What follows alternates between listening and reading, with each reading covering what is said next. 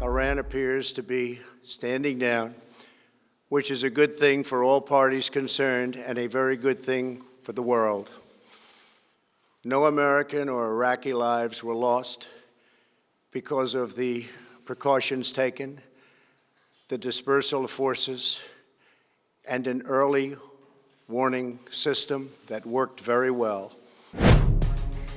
The crisis may be over, according to U.S. President Donald Trump, but there is still a ton of anxiety over what exactly happens next. The world has watched a troubling escalation in tensions over the past 5 days, beginning last Friday in Iraq's capital. Shortly after midnight local time, a U.S. drone struck a convoy traveling outside the Baghdad International Airport, killing, among others, Iran's top general, Qasem Soleimani. Iran vowed harsh revenge immediately. In response, on Saturday, NATO suspended its Canadian-led mission in Iraq out of concern for the troops' safety. On Monday, thousands of Iranians, hundreds of thousands, as you can see, flooded the streets in Tehran to honor General Soleimani, and some of them were chanting "Death to America."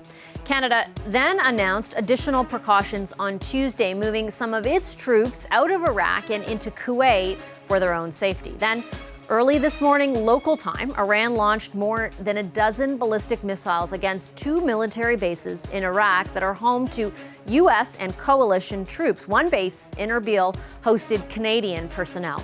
The Pentagon confirmed today there are no known casualties. In Washington, President Trump announced new sanctions against Iran, and he's calling on NATO to play a more active role in the Middle East. The CBC's Katie Simpson watched the president's remarks today. She joins us now. Hi, Katie. What stands out to you, especially where the president's response on the airstrikes is concerned? Well, Donald Trump, the tone he set today opens the door for perhaps all sides in this escalating conflict to take a deep breath and to ease those tensions.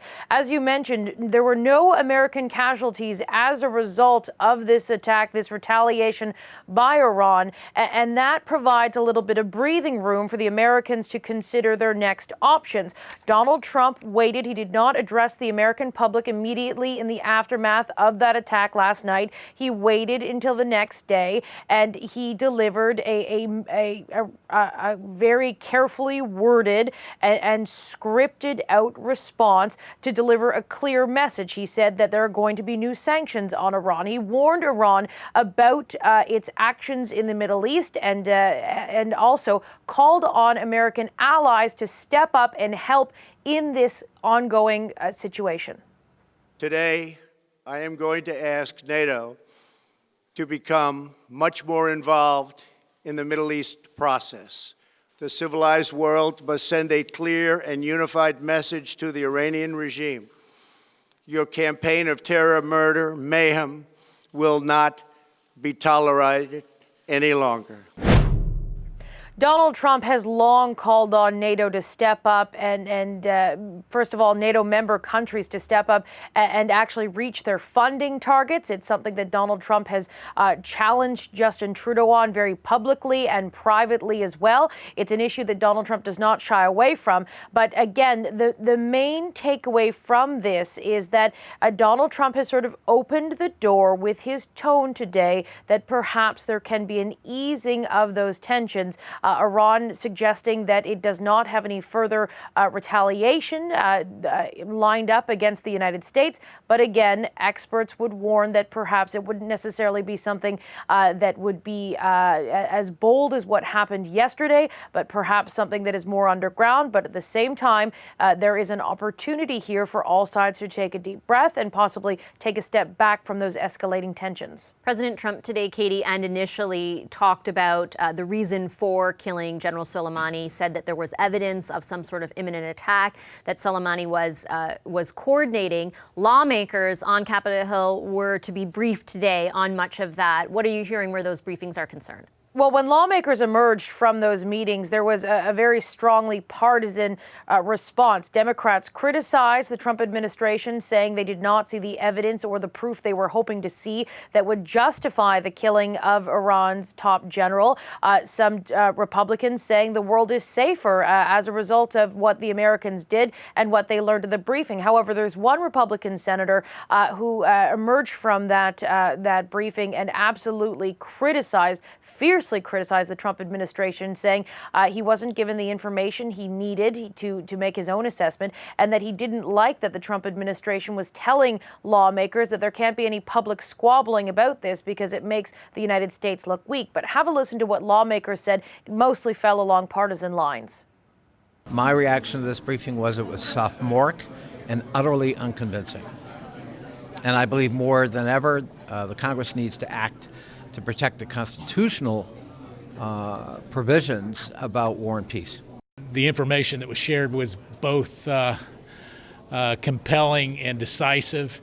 I think it leaves little doubt in my mind, and certainly should leave little doubt in any member's mind, that not only did the president make the right call, but that this was a clear and present danger for American interest and American individuals. Tomorrow, Vashi, the House will vote on a resolution to limit Donald Trump's powers when it comes to dealing with Iran, saying that he can't launch any more military actions within after 30 days unless Congress approves. It's expected to pass in the House, where the Democrats have power. However, it's not likely to go very far in the Senate, where the Republicans hold the balance of power there. All right, thanks, Katie. The CBC's Katie Simpson for us from Washington. As Katie just told us, President Trump is backing away from military action against Iran, but he says he wants more commitment from NATO in the Middle East. What might that mean for this country? Retired General Tom Lawson joins us now. He served as Chief of Defense Staff from 2012 until 2015. Hi, General Lawson. Nice to see you. Thanks for coming in. Very much appreciate it. I want to get to President Trump's comments in a second, but let's start with Prime Minister Justin Trudeau, because just last hour he confirmed that Canadian troops were stationed at the base in Erbil, one of the two bases that Iran attacked last night, although to a lesser degree than the other base that was just west of Baghdad. Your reaction to that? Well, it's long been known that we've had Canadians there. The question was how many were there when the missile strike was going to happen, and the Prime Minister has let us know that they were on the ground. I think more to the point, what was the danger they were in, and I think that relates more closely to Iran's attack last night. They were using a missile that is known to be quite accurate, and these missiles, although they, for Iranian public consumption, say they killed 80 Americans, it's now pretty clear that nothing was killed. But knowing these missiles, we know that they could have been targeted quite accurately. So the question is, why wasn't there more damage? Why did people not come to harm? And I think what we'll probably take from that is that the Iranians were looking for a reaction that would not kill people or do too much damage. And what does that say to you? What that says to me is that the Iranians are looking for a way to de-escalate. So punch back and say to their domestic audience that we have taken a reaction from our own territory. And that's that audience. They've said it. They've included some misinformation. But the second audience they have, of course, is the Americans, and that is we can hit you. We did it in a very moderate way, and we didn't kill anybody. Please don't go to war with us and take away from that we're looking for a de-escalation. So just so I'm clear, these missiles could have been destructive in a very different way. The missiles that were used can be very accurate, yes. And can I also ask you more broadly about the Canadian troops which are still stationed in Iraq? We heard General Vance say that there are still some in Iraq and in Kuwait, obviously for operational security. We don't know how many were moved out to Kuwait. We know that that process was announced at least yesterday morning. Can you give us a sense of what it is like to be on the ground during this kind of mission suspension along or against the backdrop of this kind of tension in that area? Well, of course, it does come. You use the word tension. So there has been tension for the 5 years we've been in there now. The mission itself was not a safe one. Our special ops troops were doing a great job with the Peshmerga up there and gave great resistance to Daesh. And that came with a lot of tension. That tension has receded. This is an entirely different kind of tension. Now, when someone who has been almost an ally to the coalition, the Iranian-backed militias inside of Iraq, now turning, and then with the Soleimani assassination, a question of where Iran stands vis-a-vis the coalition, an entirely different type of tension. And when the missiles are about to start flying, then it becomes a tension that's related to self-protection. So what are your expectations for Canadian troops who remain in Iraq? Well, it's difficult to see a scenario that has them return happily to supporting the Kurds in the north.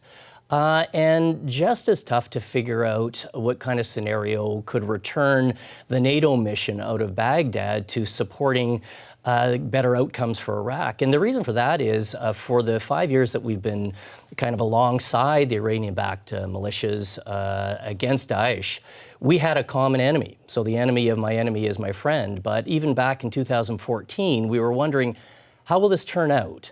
And now what we have is a different effort underway, and the effort from the coalition point of view with the NATO mission in Iraq is for the better outcomes of Iraq. And that's not defined the same way by the coalition as it is by Iran. The coalition sees a parliamentary democracy becoming more and more established with all of those things that we see, the freedoms and the protections we see in Western nations, and that's the outcome we're working towards. It's not at all the outcome that Iran would like to see. They would like to see a very weak Iraq that's either influenced or directly controlled by Iran, with a good arc that attaches them to their proxy militias elsewhere in Syria and Lebanon.